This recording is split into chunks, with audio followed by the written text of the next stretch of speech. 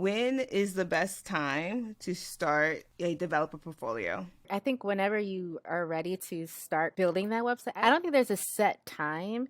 I just think it's when you're comfortable enough with your skills and you want to start building projects and challenging yourself. That's when you can start building your developer portfolio. I agree. I think a portfolio is one of those things that you can incrementally get better at. So like as soon as you improve your skills, you're just like, ooh, let me just add that little splash of thing right there. And then, you build it and you ship it. And then it's just like you do something, you learn something new. And it's just like, ooh, let me just apply this right here so I can demonstrate that I know how to do this. So I think the best time to build it is while you're learning, right? So if you feel the itch to start building a portfolio, it's time to build a portfolio. Yeah, I think it's really good what Khadija said. When you are learning something, apply it. Don't just like follow tutorials, but actually like start with a project. A portfolio is a great project to start off with.